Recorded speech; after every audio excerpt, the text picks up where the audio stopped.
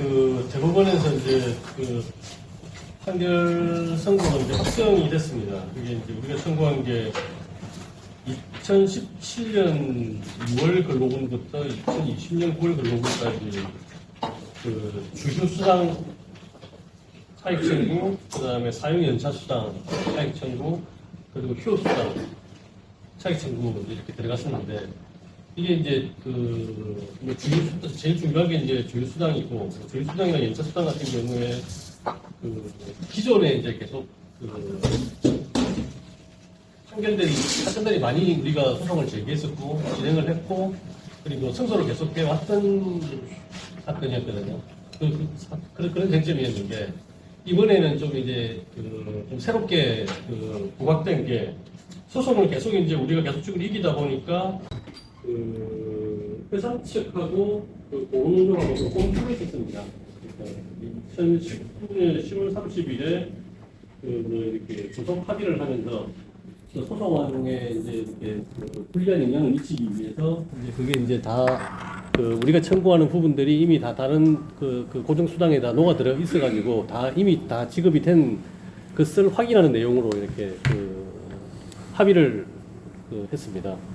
그래서 이제 그게 이제 어떤 효과가 있는지, 그게 유효한지 무효한지 이제 그게 크게 쟁점이 됐었고, 이번에 이제 그게 본격적으로 다루어진 사건이 이제 이번 사건이었는데, 거기서 이제 최종적으로 대법원에서 합의가 무효고, 그리고 이제 그 합의를 또 확인하는 노사 합의가 또 있었거든요. 2021년 3월 10일에 또 두 번째 합의도 있었는데, 이번 대법원 판결에서는 그 두 번째 합의까지 우리 조합원들을 차별하는 것으로서 무효다 이렇게 이제 판단을 하고, 결론은 이게 이제 이전과 마찬가지로 계속 통상임금으로 지급이 돼야 되는데, 기본 시급을 준대로 지급했기 때문에 그 차익분이 있는 거고, 그거는 지급돼야 된다라고 판결을 한 것입니다. 그게 이제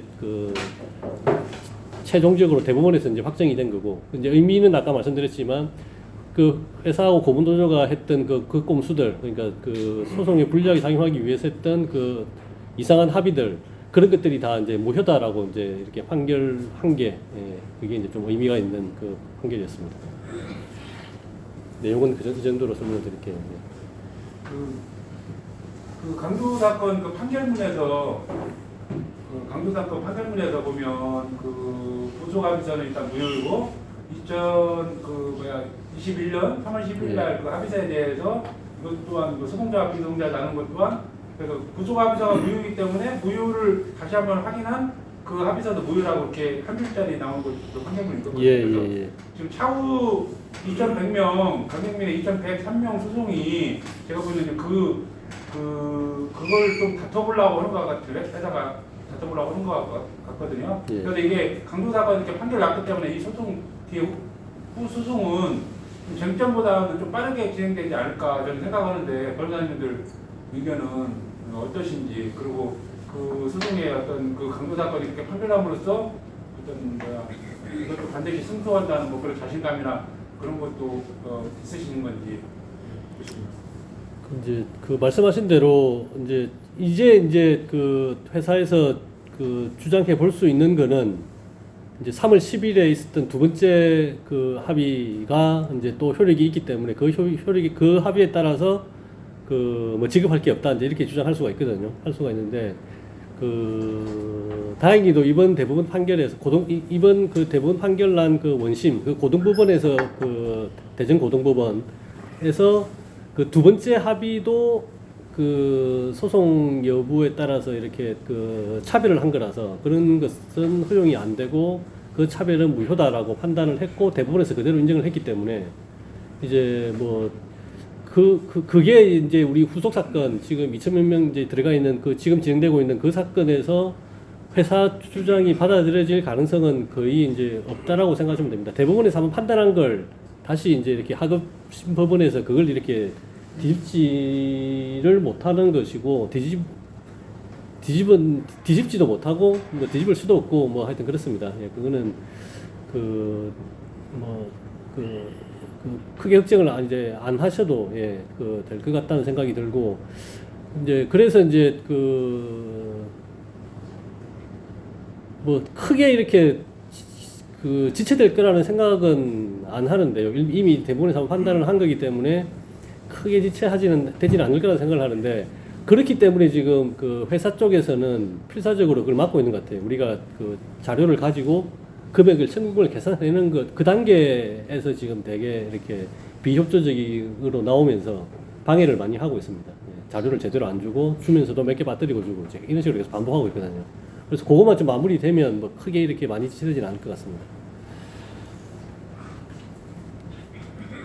그 21년 합의서 내용에서 이제 크게 두 가지잖아요. 한 가지는 뭐 주휴수당, 연장수당 이런 것 자체가 좀 녹아 들어가 있다는 표현이 하나 있는 거고, 또 한 가지는 주휴수당 부분을 소송자에게는 주지 않고 나머지 사람들한테는 7년분을 다 주는 거였잖아요.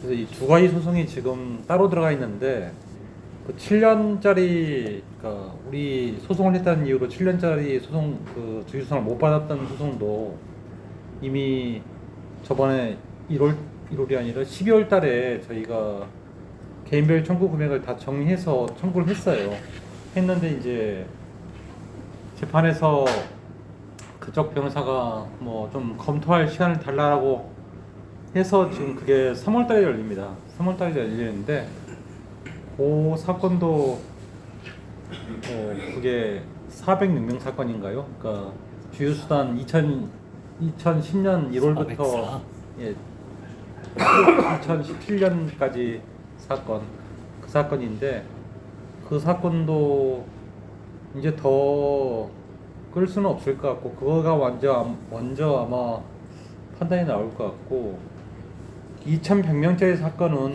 저희 사무실에서 저희 직원들하고 저희가 계속 해가지고 나름 그 계산을 다 했어요. 일부 그 퇴직자들 같은 경우에, 그 재직자들은 저희가 그 지회에서 주신 정보를 가지고 개인별 인사 시스템에 들어가서 개인별 급여 대상을 다 확인해서 월별 청구를 다 이미 작성을 해놨습니다.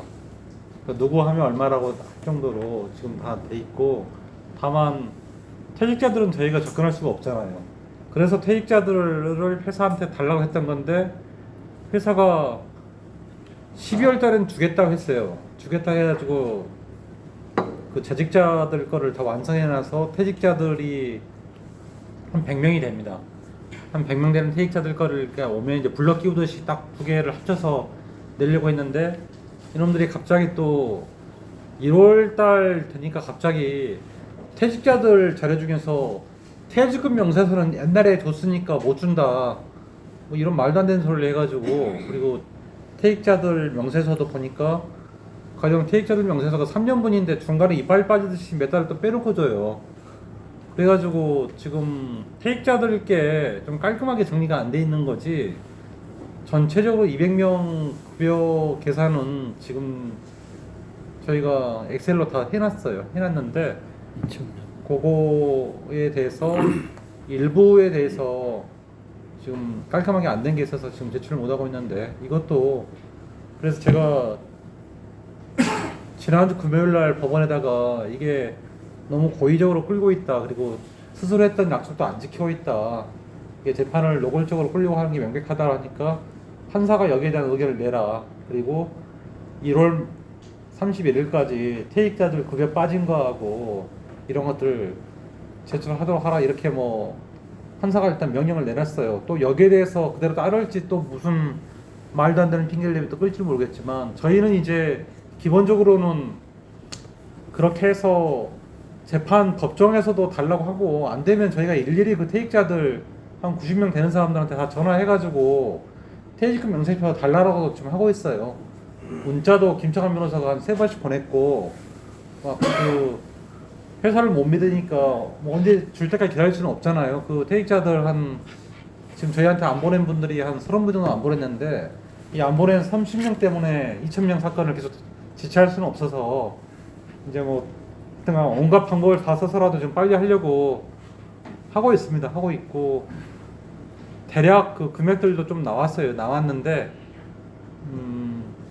예상 저기 이미 대법원 판결에서 나왔던 것은 그 기간 자체가 2017년부터 20년까지이기 때문에 그 중간에 상여금이 그 통상임금에 들어갔던 게 2020년 1월부터잖아요. 네.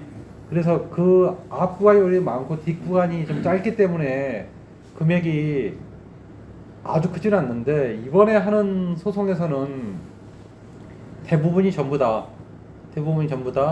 2020년 이후 부분이 대부분이기 때문에요. 물론 일부는 2019년 11월과 12월이 있지만 그 대부분 기간이 다 상여금이 통상임금에 들어간 다음이기 때문에 금액이 우리가 종전 사건에서 다루었던 쟁점만 다루더라도 1인당 한 1,000만 원 이상은 될 거예요. 1,000만 원까지는 돼요. 1인당 금액이요.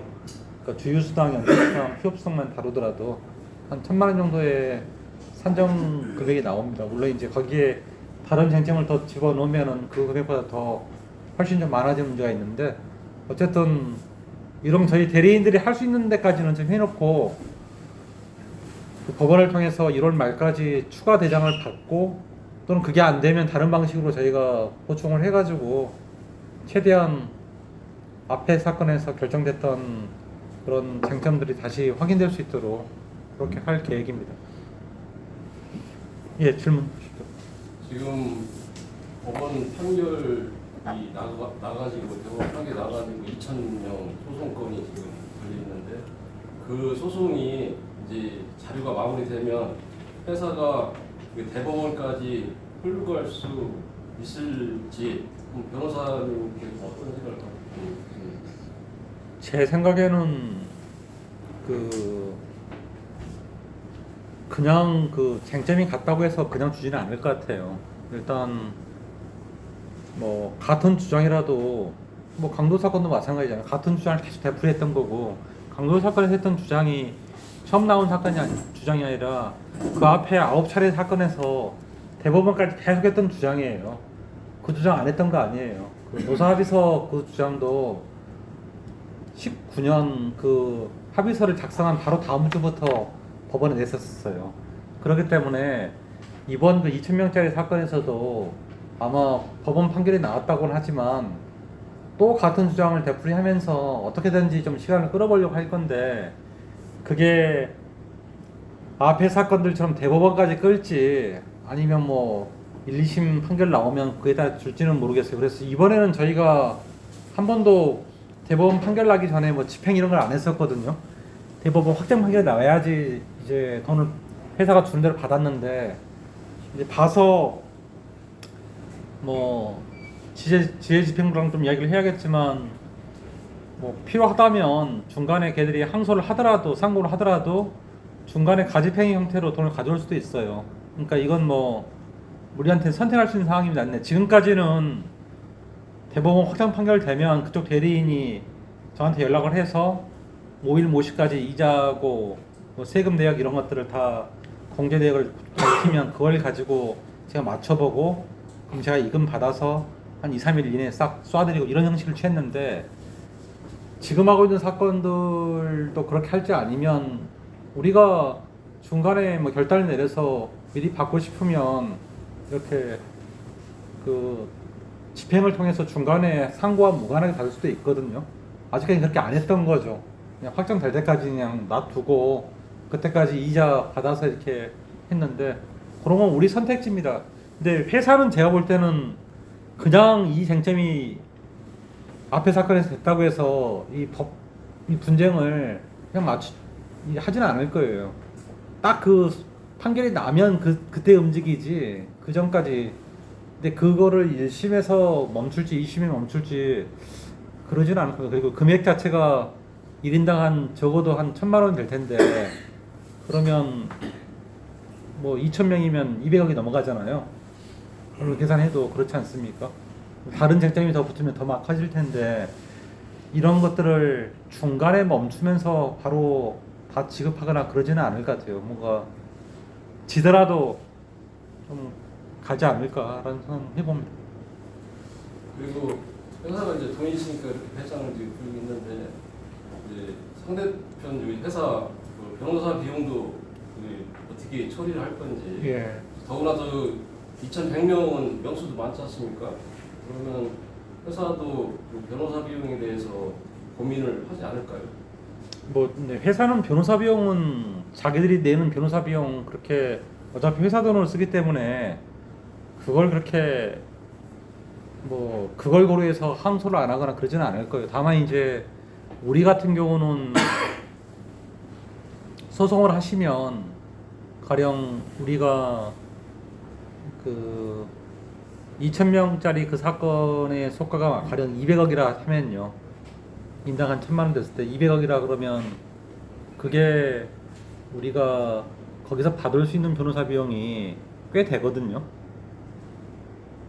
그러니까 그 나중에 이제 이번에 강도 사건도 마찬가지지만은 우리는 하여튼간 들어갔던 변호사 비용들을 회사한테 뭐 애누리 없이 다 받아내는 게 필요할 것 같아요. 그러니까 이게 대략 보면은 우리는 그 변호사 비용으로 한 2억을 받아낼 수 있어요. 최소한요. 1신급당 한 신급당 한 2억 받으면은 그 2억을 2천만 원으로 나누면은 개인당 돌려받을 수 있는 변호사 비용이 나오잖아요. 그래서 이제 소송에 들어갔던 돈 이상으로 하여튼간 보존받을 수 있는 분도 있겠죠. 이번 것도 저희가 아직 변호사 비용을 청구하지는 않았지만 청구해서 받으면 뭐 이번 거는 아주 크지는 않지만 이후에 2,000명짜리 소송들은 2억을 2,000명으로 나누면은 그만큼씩은 하여튼간 받을 수가 있으니까요. 네, 저 질문 하나 드리겠습니다. 지금 강도의 378 사건 중에서 저희가 지금 원금에 대한 이자 부분만 세액 공제됐잖아요. 지금 된 거예요. 예, 세금이 예, 공제돼서 나온 부분이냐. 근데 예. 원금 부분에 대해서 24년도에 포함이 되는 건지 저희 연봉에 저희가 만약에 원금이 400만 원이라면 400만 원이 24년 연봉에 포함이 되는지 궁금해하시는 분들 많거든요. 그 부분 좀 부탁드립니다. 예, 예, 세금이 되게 예민한 부분인데 일단 뭐 방금 말씀하신 것처럼 세금에서 이번에 공제된 건 재직자를 기준으로 본다면은 그 지연 손해금에 대해서만 세금이 부과됐어요. 22%를 팔같이 떼서 준 거죠. 그 지연 손해금에 대해서요. 그리고 원금은 아직 과세를 안 한 겁니다. 안 했는데 원금은 원칙대로 하면은 17, 18, 19, 20으로 가서 과세하는 게 맞아요.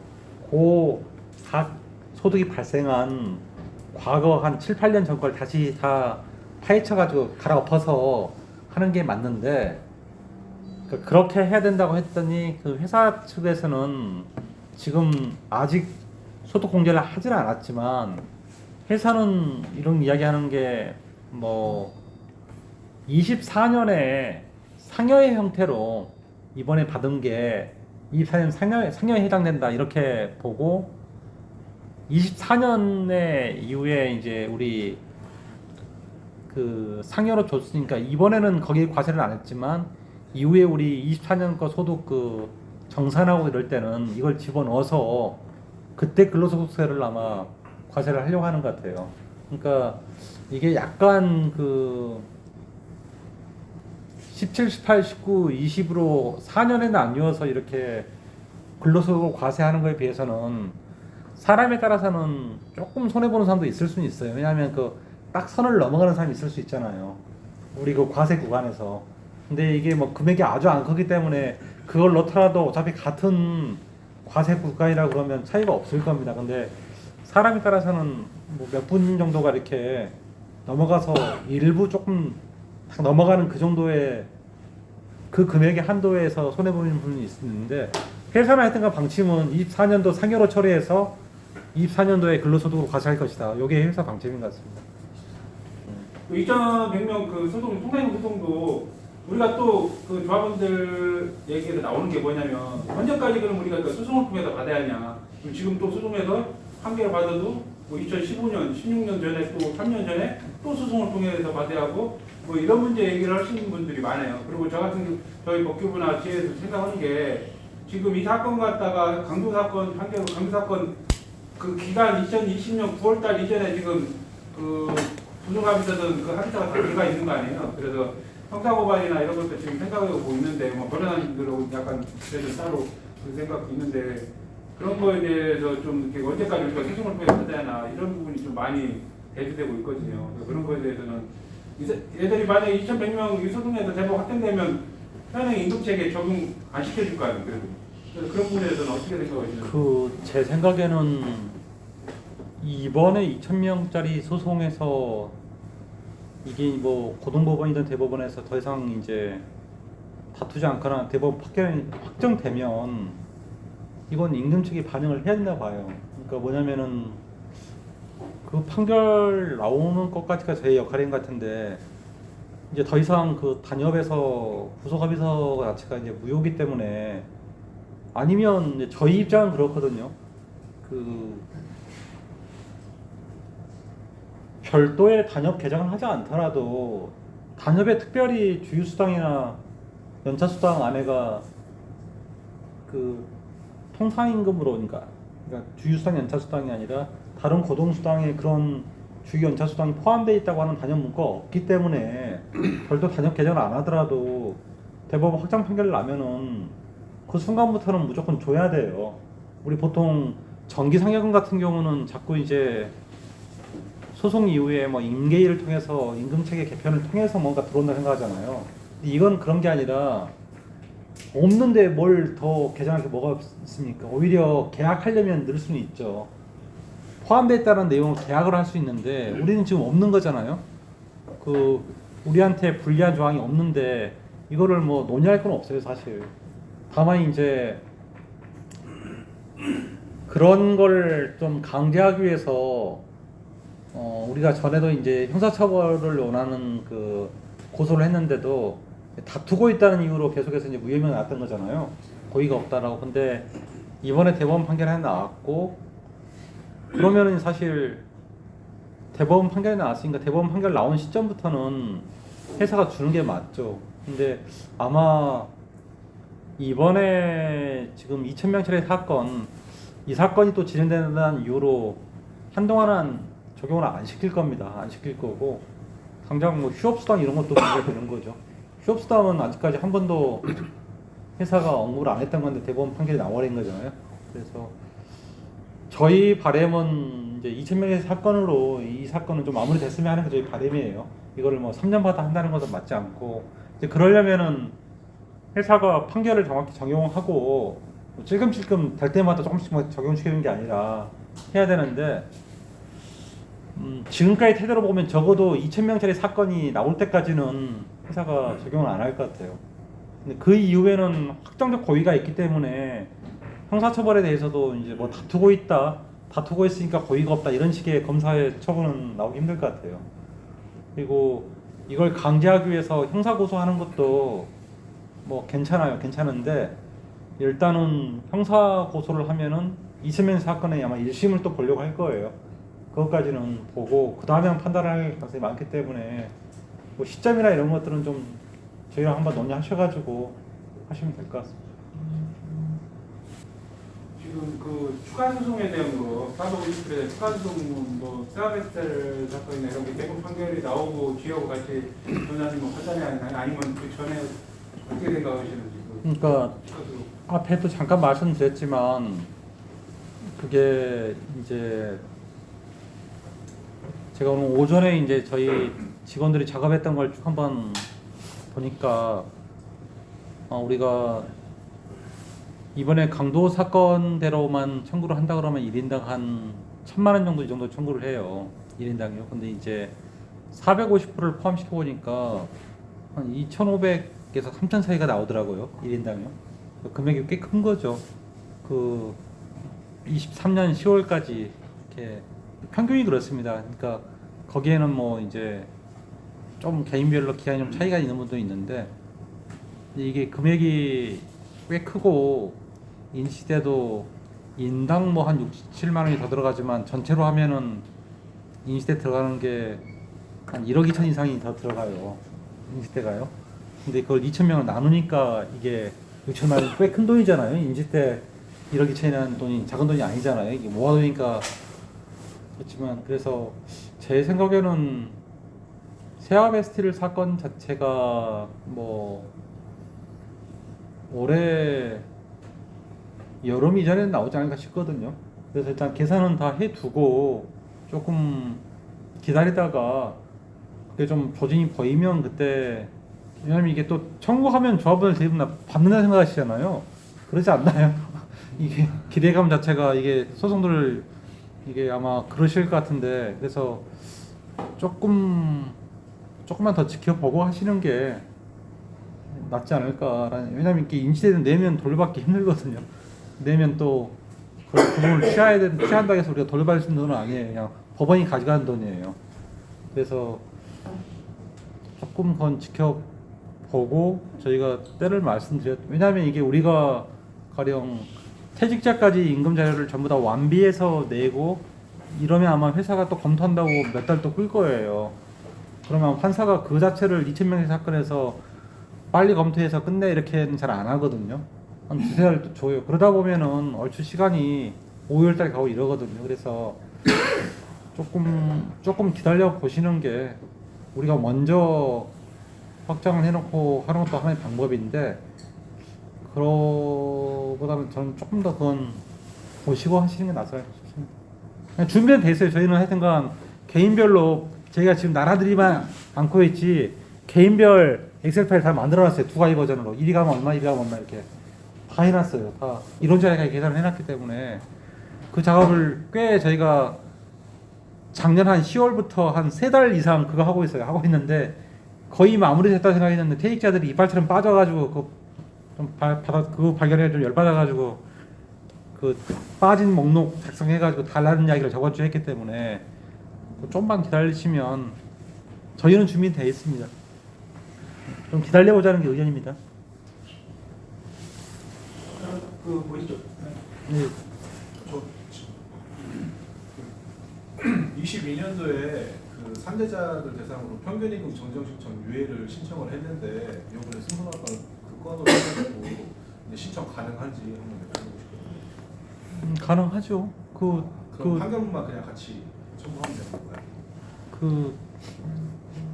결국에 문제되는 게 평균임금 산정 기간 내 임금이 늘어났다는 거잖아요. 우리가 늘어났기 때문에 그 늘어난 임금을 기준으로 다시 대부분 다 이제 휴업급여 내지는 장애급여일 텐데요. 그 돈이 그 휴업급여를 그 평균임금이 증가된 만큼을 더 줘야 된다 이런 주장을 하시는 거잖아요. 네.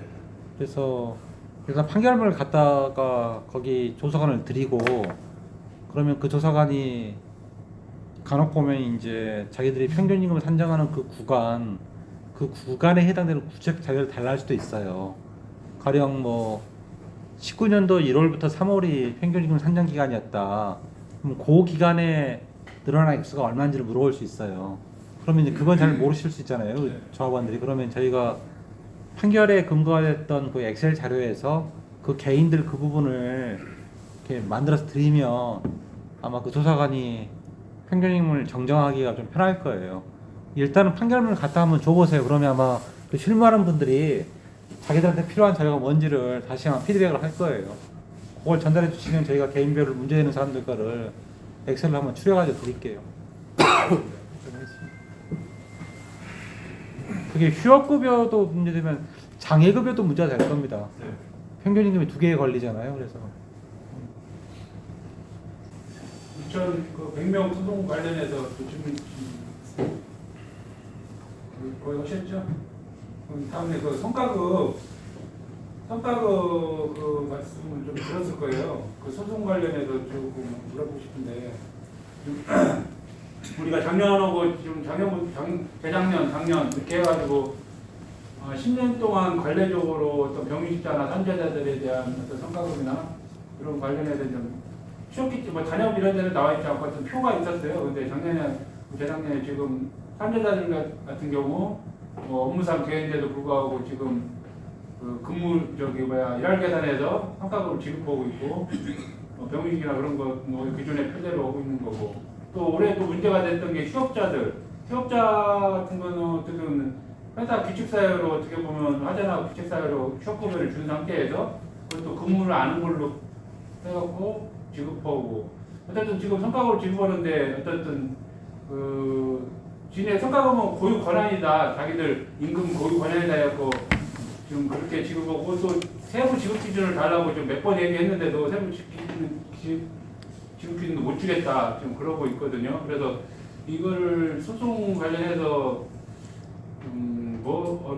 어떤 것까지 해야 그러니까 항목을 어떤 것까지 해야 할지 모르겠지만 이게 가능성이 좀 있는 건지 성과급 소송 관련해서 어떻게 생각하시는 건지.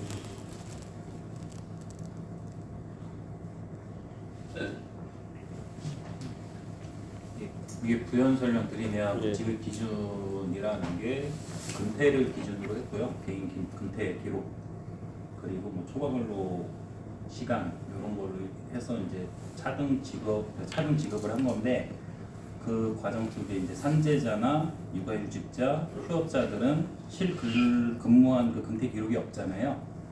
그래서 그거 부분은 다 공제하고 일할 계산한 부분이거든요. 그 회사 측이 또 노동청에 성과급 지급명제에서 그에서 고발했을 때 임금이 아니라고 주장을 했거든요. 회사는 성과급이 임금이 아니다. 임금이 아니라고 주장하면서 지금 세부 지급 기준은 근무 어떤 일수나 뭐 이런 거에 따라 근태 기여도에 따라 주는 뭐 앞뒤가 맞지 않는 뭐 이렇게 지금 행태를 보이고 있거든요. 그리고 일단 한국타이어 퇴직금 계산에 평균임금에 상해금 성과급이 들어가잖아요. 들어가면 10년 동안 늘 부담 지급하다가 올해 산재인 사람이 올해 퇴직한 분이 산재를 했어요. 퇴직하기 전에. 그럼 올해만 다르게 불이익을 어떻게 보면 다르게 적용을 해서 퇴직금에 영향을 받는 받은 거거든요. 그래서 노동청 쪽에 보니까 좀 불이익 지급 뭐 그런 얘기도 하더라고요. 그래서 수송을 통해서 지금 성과급 관련해서 이렇게 차별 지급하는 부분에 대해서 어떻게 가능성이 있는 건지. 성과급은 정말 회사 고유 권한이니까 우리가 어떻게 이렇게 주든 저렇게 주든 브레이크를 못 걸고 어떻게 그렇게 허지를 못하는 건지 임금에 대해서. 그 성과급이 평균임금에 포함된다고 했는데 그 평균임금 계산할 때 성과급도 이렇게 그 91분 들어가고 이렇게 계산을 합니까? 12분의 1로 하죠. 12분의 1로. 1년 거에 들어가는 거고 예. 평균임금 계산할 때는 또 안 들어가고 만약에 1월 달에 내가 산재를 들었으면 10월, 12월 건 3개월치 따져야 하잖아요. 예. 거기에는 또 안 들어가는 것 같더라고. 그지? 평균임금 따위. 3개월 말고 1년 단위로 지급받는 네, 거에 1년 단위 그게 들어간다는 거죠. 네, 거기에는 들어가고. 하고 여기 성과급 뭐 지급 기준 같은 규정들은 전혀 없는 상태고요.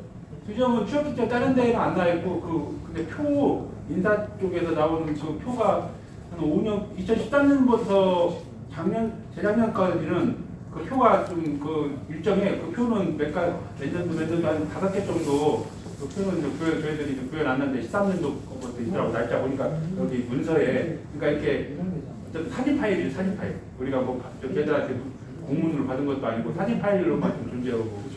근데 그때는 이렇게 이제 근태 같은 걸로 해서 차등 지급을 전혀 안 해오고 네. 산재나 뭐 육아휴직이나 휴업자들도 전액이 다 지급돼 왔던 게 계속 그렇게 되어 온 상태였다는 겁니까? 아니면 어떻습니까? 병직은 산재 같은 경우는 1년에 하루만 출근해도 100%가 나왔고요. 그러니까 하루만 출근해도 그걸 만근으로 받거든요. 그러니까 전체 근무한 걸로 계산하고 만약에 통으로 다 산재가 들어갔어도 50%가 지급되고. 그리고 병직 같은 경우는 좀 틀리고 육아휴직 같은 경우는 그랬나? 예, 병휴직은 일할 계산했고요. 그 근무 안 하는 지금 다 공제했고 육아휴직 같은 경우에는 지금 정확히 모르겠어요. 근데 아마 그 부분도 산재자 지급할 때는 근무 일수에서만 지급하지 않았을까 싶거든요. 근데 또 예전에는 또 정률로였어요. 그 정예보로 지가 얼마 안 돼요. 2년인가밖에 안 돼요. 정예보로 지급한 다음부터 좀 저렇게 한 거 같아요. 그전에는 뭐 자기 기본급 곱하기 사회금 해가지고 200% 이렇게 해가지고 정률로 지급했거든요.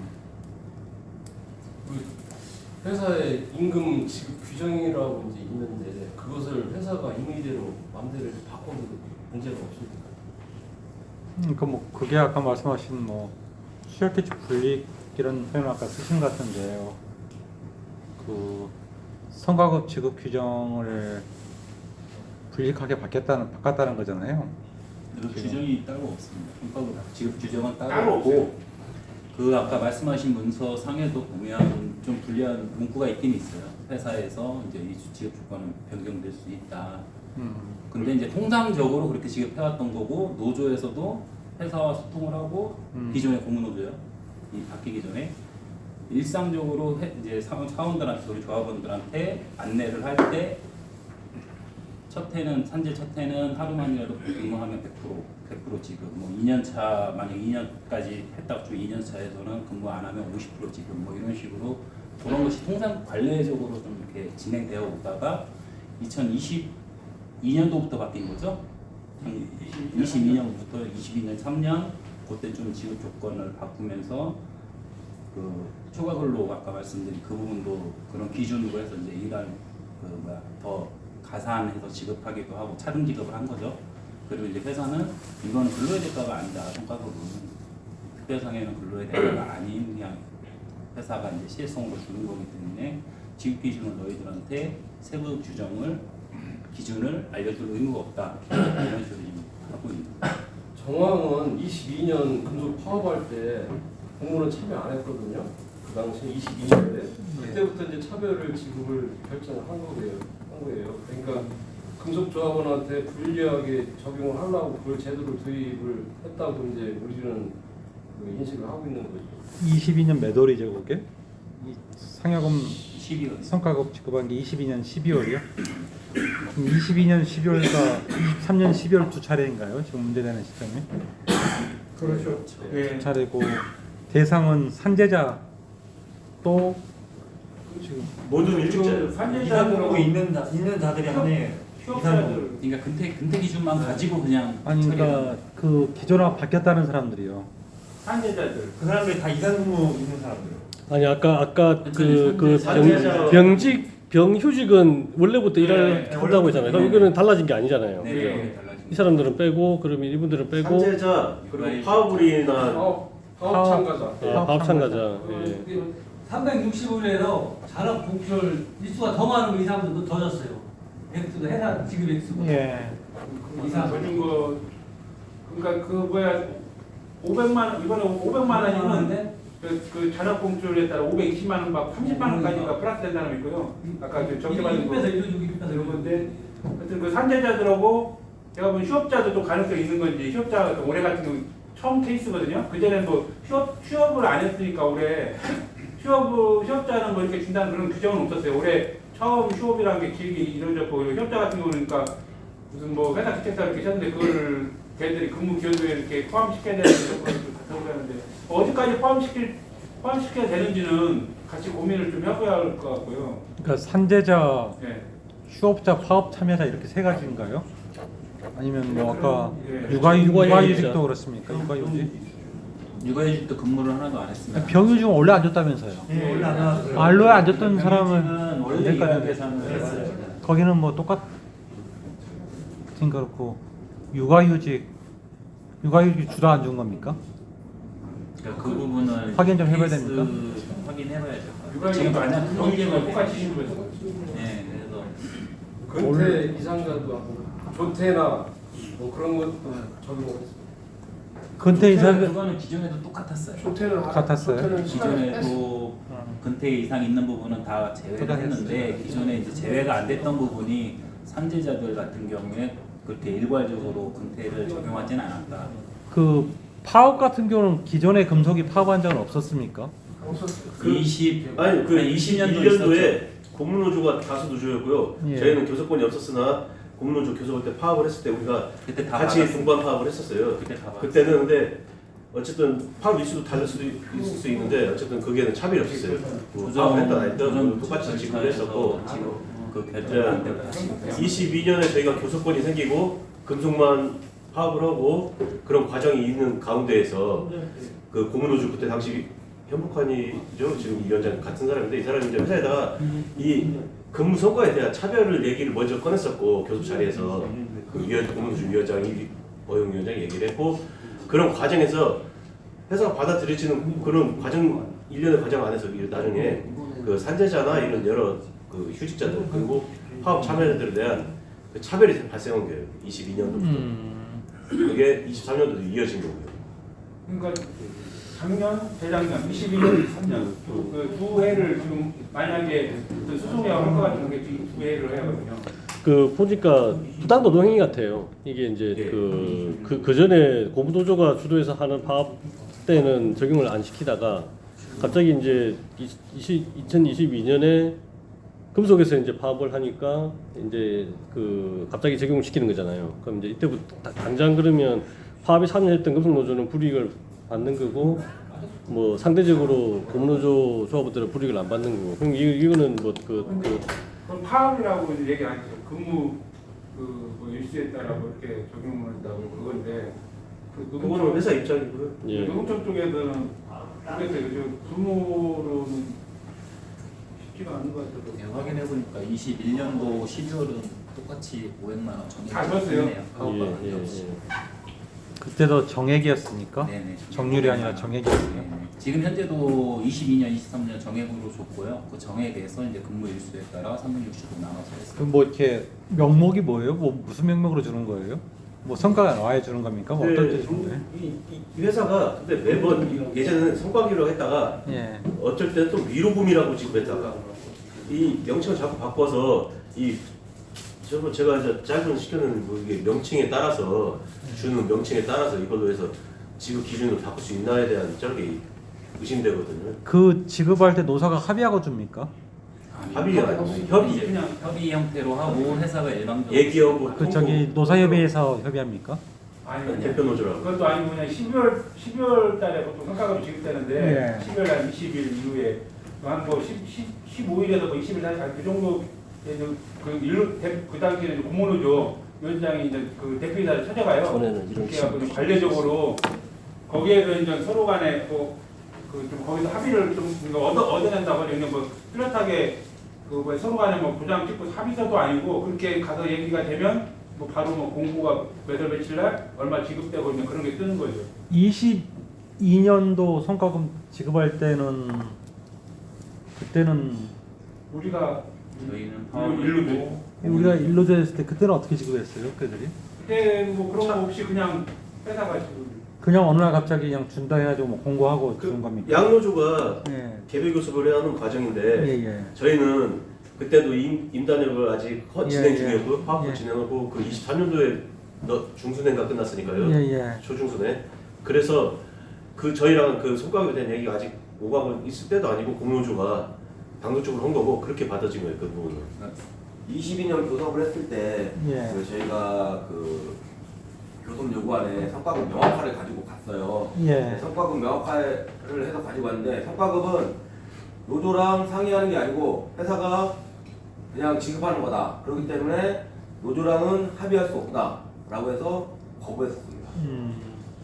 그러니까 지급 기준이라는 것도 없는 거고 아니, 근데- 지급을 해도 되고 안 해도 된다라는 게 회사 측이. 그러니까 22년이든 23년이든 뭐 지급한다면 어느 날 갑자기 뭐 방이 뜨나요? 이번에 성과급 얼마 지급하는 게 뜨나요? 아니면 그냥 돈만 가서 꽂히는 거예요? 공지로 얼마 지급했다. 얼마 주겠다. 공지로 예. 일방적으로. 회사 아레나 같은 거 게시판 같은 거 내부 본사에서 공지를 딱 띄우고 뭐 관리자들이 이제 문자 보내고 이제 그러는 거죠. 거기 저기 인사 시스템에 남아 있겠네요 지금도. 노조 의견만 듣는 거예요. 쉽게 말하면 노조하고 협의는 협의는 아니고 의견만 전달하는 거고 회사가 이거는 그 대상자가 산재자, 파업 참여자 이렇게 다 들어가면 뭐 기본적으로는 산재자는 다 대상되고 파업 참여했던 금속조합은 다 문제 되겠네요.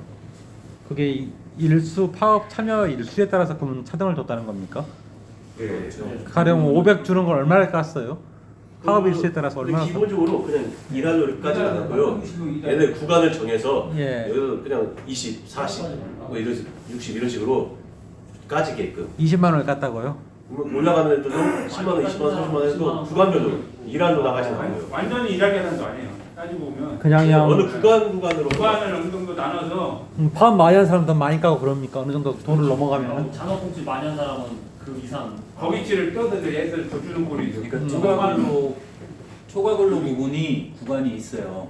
그러니까 그 만든 게 이제 뭐 몇 시간서부터 몇 시간까지는 뭐 20만 원, 또 또 몇 시간부터 몇 시간까지는 뭐 40만 원 뭐 이런 식으로 구간을 만들어놔서 아마 그런 부분이 있을 거고. 근데 그거는 뭐 더 주는 거니까 우리가 먹을 필요는 없는데 일단은 이 세부 지급 기준을 알아야 우리가 그러는데 그것도 안 가르쳐 주는 거지. 안 가르쳐 주고 어쨌든 이게 또 퇴직금의 영향이 있기 때문에 상당히 그게 이제 그리고 육아휴직 같은 경우도 지금 정부에서 지금 시책이 그렇게 되고 있는데 육아휴직도 뭐 어떻게 보면 쓰면 손해를 보기 때문에 못 쓰고 있는 사람들도 많거든요. 근데 그 어쨌든 대상자하고 이런 거 가지고 이게 아마 이미 노동청에 갔는데 노동청에서 분호나 이런 거 힘들다는 얘기 했다는 거잖아요. 예. 이게 쉽지 않다고. 네, 그렇다는 거잖아요. 일단 농청에도 저번에 지급문제도 그러니까 가려면은 민사로 가야 된다는 건데.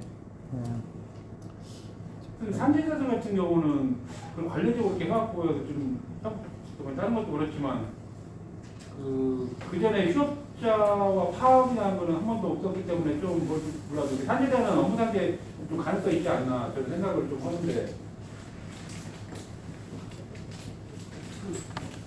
어쨌든 다 두 가지 측면 같아요. 이게 이제 뭐 그 물론 그 과거에 이제 쭉 어떻게 해왔는지를 이제 분석을 해야 되고 그래서 이제 그 노동 관행이 위반된다는 측면에서 이제 노동 관행이 위반된다는 주장을 할 수 있을 것 같고 그 다음에 그 당장 22년 파업을 염두에 두고 한 것 같거든요. 그래서 그 결과적으로 보면 이게 그 조합원들이 우리가 많이 깎이고 그 공노조회들이 많이 받게 되는 그걸 좀 그 통계적으로 이렇게 객관적 자료로서 이렇게 보면 어느 정도 이게 보일 수도 있을 것 같거든요. 그 요거 가지고 이게 부당노동행위다. 파업 참여를 이유로 불이익을 주는 거다. 라는 걸로 그 이론 구성이 가능할 것 같아요. 이거는. 그러면 뭐 파업 참여자, 산재자, 육아휴직자 뭐 다 대상으로 해야 되겠네요. 소송 들어간다 그러면. 이게 이제 또 소송비가 다 틀리기 때문에 소송을 해도 이제 소송비 그 변호사 비용 인지대를 받을 때 또 구간을 몇 개 남이하거든요. 옛날 사람처럼 받아야 할 돈이 다 틀리기 때문에 상당히 이제 뭐 법규에서 힘들겠지만 만약에 가능성이 있으면 하게 되면 그 구간을 또 변호사님들이 뭐 우리가 그렇게 할 수는 없고 변호사님들이 좀 같이 해서 구간을 나눠서 받아야 하는데. 그러니까 그 뭡니까 그 대상자들은 어차피 지회에서 추리할 것 같고 그다음에 본인들이 그 손해봤다고 주장하시는 덜 받은 금액을 정리를 해주셔야 할 것 같은데 그게 가령 500에서 내가 빠진 게 얼마다. 그거는 성과급 지급명세서 거기 딱 나와있어 자기 받은 금액 나오니까요.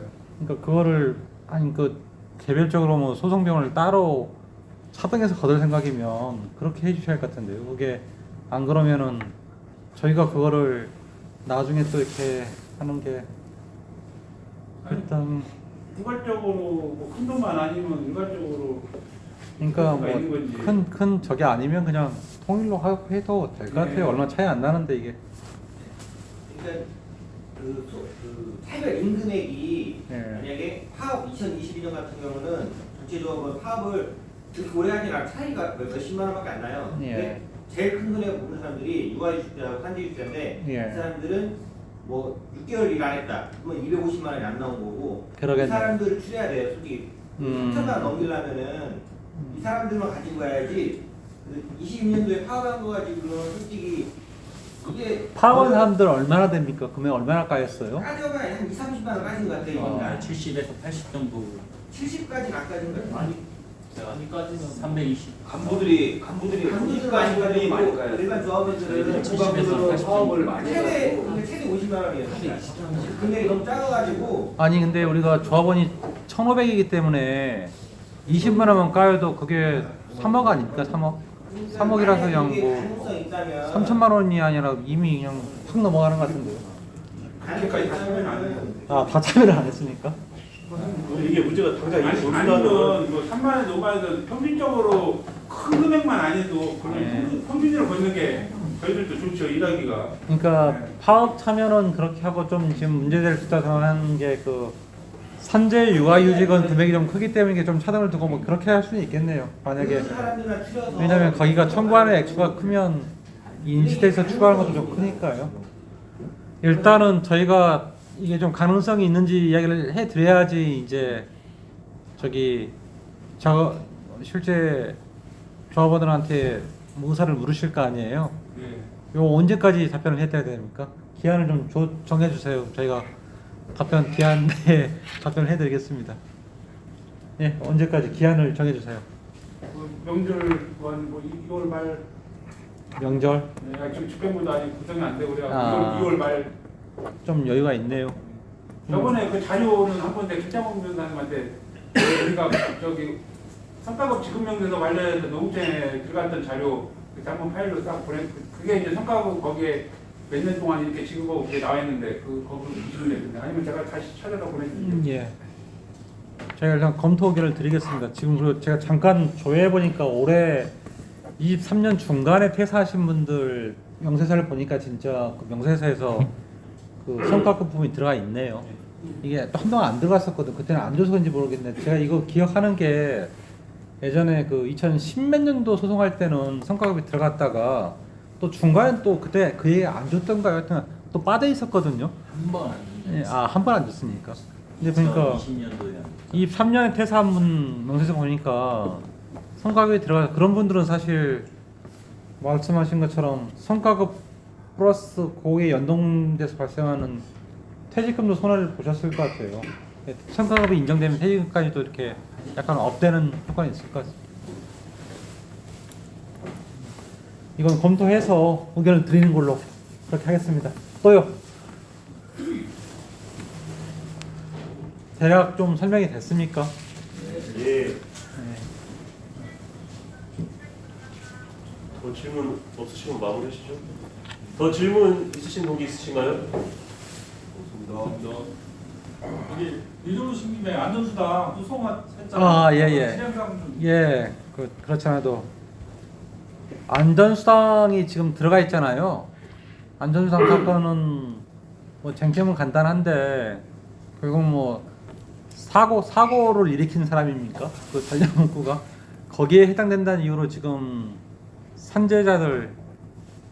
산재자들에 대해서 안전수당을 뭐 6개월까지 정도 까는 것 같더라고요. 그걸 이제 소송이 들어가 있어요. 80 몇 명이 들어가 있죠. 우리가 지금 82명인가요? 들어가 있는데 그게 이제 우리가 볼 때 굉장히 중요한 사건인데 판사가 딱 보더니 이게 액수가 얼마 안 돼서 그런지 판사가 조정하라고 조정을 넘겼어요. 조정 사건이라고 조정 회부를 할 수 있거든요. 그랬더니 바로 회사가 자기들은 조정할 생각 없다. 판결을 해달라 이렇게 의견을 냈어요. 근데 판사는 그냥 무시하고 일단 조정 절차로 넘겨놨습니다. 저희는 의견을 안 냈어요. 일단 판사 의견을 들어야 되니까. 근데 뭐 회사 쪽 대리인은 뭐 우리도 그럴 거라 그러면서 조정하지 말고 빨리 판결하자 그러는데 저희는 뭐 어쨌든 조정 절차에서 이야기도 좀 들어볼 생각이 있는데 아마 조정은 안 돼요. 한쪽이 안 한다 그러면 절대 안 됩니다. 안 되고 지금 회사는 그냥 뭐 답변서의 내용은 단연 문구 자체가 산재자는 안 주는 거다 이렇게 지금 밝혀 있는데 그건 뭐 걔들 주장인 거죠. 이거 뭐 근거글계가 거기서 말하는 사고는 그야말로 좀 그 사고성, 재해성이 아니라 사고성 이런 걸 의미한 걸로 보이는 것 같아요. 제 생각에는. 그리고 종전에 줬던 걸로 보니까 그 장점을 가지고 붙는데 아직까지 본격적인 공방은 안 벌어져 있고 아직 첫 길이 안 잡혔습니다. 아마 이제 봄 되면 길이 잡힐 것 같아요. 첫 길은 아마 조정으로 진행될 것 같고 조정 결렬되면 바로 이제 재판 절차로 넘어가가지고 될 것 같고 제가 요즘 좀 확인하고 있는 게 그 주신 사람들 그 산재 기간 내에서 안전수당을 사람마다 6개월이 다 아니더라고요. 어떤 분들은 5개월이고 이걸 일일이 지금 명세서 보면서 계속 확인하고 있어요. 제가 지금 12월 가까이로 확인을 했고요. 그 이유는 모르겠더라고요. 어떤 사람은 6개월이고 어떤 사람은 5개월이고 4개월이고 다 구구해요 보면. 그래서 그리고 또 어떤 사람들 한 4분 정도는 아직 산재 기간이라서 아직 그 산재가 안 끝나서 안전수당을 못 받는 기간이 시작 안 된 분도 한 4분 계시고 계속 체크를 하고 있습니다.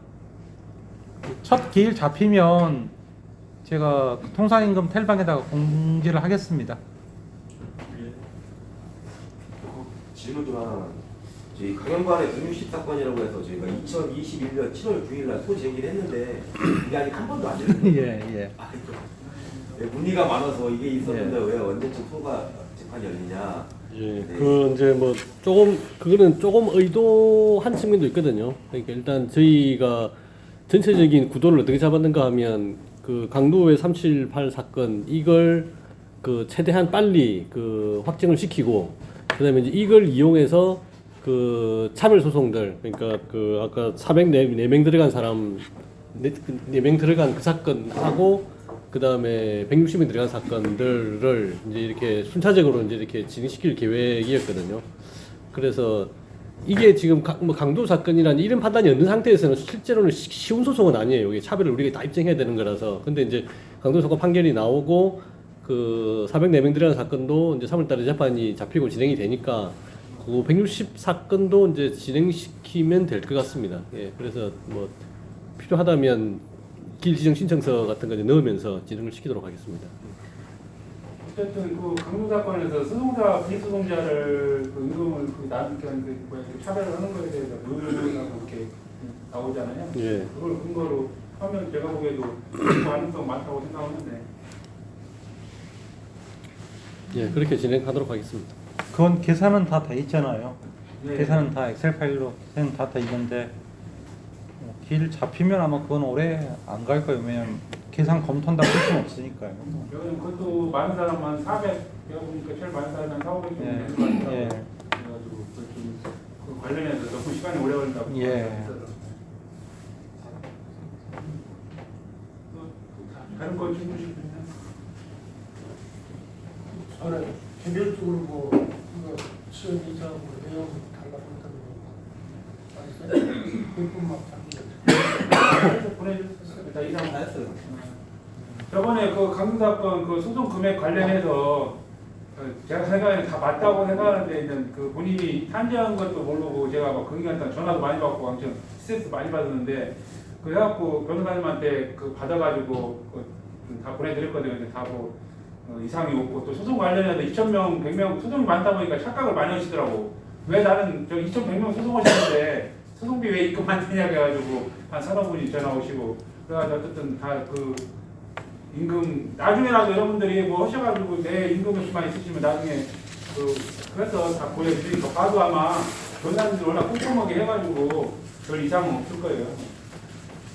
회사가 뭐 자료를 허위를 줬다 그러면 모르겠는데요. 일단 기본적으로는 기존 소송까지는 회사 자료를 보고 있고 지금은 저희가 직접 그 사번 아이디를 캐가지고 개인별 명세서를 보고 작업하기 때문에 아마 실수는 없을 거예요. 저희가 뭐 이렇게 꼼꼼하게 작업하는 분들이 뭐 2번씩만 보고 그러기 때문에요. 그렇지는 않을 겁니다. 그리고 그거 얘기해 주시죠. 그 2,100명 소송해서 예. 그 회사가 지금 일단 11개월치 200만 원 맞게 예. 주는지 안 맞게 주는지 모르지만 준다고 하잖아요. 예. 그 소송자들에 대해서 나중에 그 재판하면서 어떤 식으로 작업을 하는 건지 그 부분을 이렇게 서로 맞아야 이게 그 임금 계산에서 뺄 거 아니에요. 아. 그 부분에 대해서 아니 일단은 저희는 그 지금 회사가 얼마를 주는지를 모르기 때문에 우리가 원칙대로 다 계산을 하고 있어요. 계산을 하고 있어서 그 금액을 회사 명세표에 있는 걸 가지고 뭐 주요 연차, 휴업 수당들을 다 계산을 하고 있어서 나중에 뭐 회사가 얼마 줬다고 이야기하면 그 부분을 한번 확인해 볼 생각이 있는데 우리는 뭐 그거 고려하지 않고 원칙대로 달별 금액과 그 달에 해당되는 원금과 이달 다 계산을 하고 있어요. 회사가 아마 뭐 얼마를 정확히 100만 원 플러스 알파를 얼마 줄지 모르겠지만 우리는 우리 금액을 가지고 있어요. 가지고 있어서 그 금액이 이제 전체 원래 받을 금액이 얼마인지는 확인이 가능할 겁니다. 그래서 나중에 뭐 그것만 이렇게 딱 해서 계산하면 총액이 나오거든요. 그래서 저희한테 준비는 돼 있습니다. 저희가 준비돼 있고. 얘들은 퇴직금 정산 같은 거 그 기간을 깼으면 그건 제가 보면 금액이 안 줄 거 안 맞는 거 같은데 그건 퇴직금 안 돼 있고 보면 이자도 안 돼 있더라고요. 그러니까 우리 지연 손해금 있잖아요. 지연 손해금 그러니까 우리가 보통 6%씩 붙잖아요. 1년에.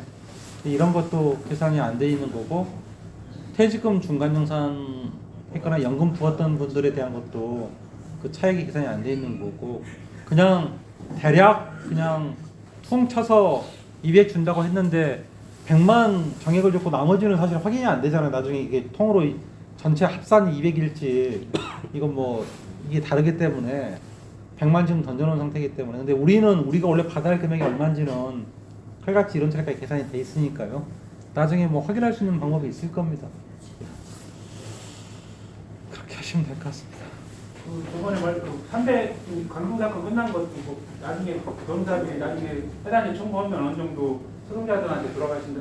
예, 그거는 저희가 예전에 한번 소송 진행했던 분들은 받으셨을 텐데 소송 비용을 그때는 이제 워낙 사건들이 많아서 열 몇 개를 그냥 다 끝난 다음에 한 번에 줬잖아요.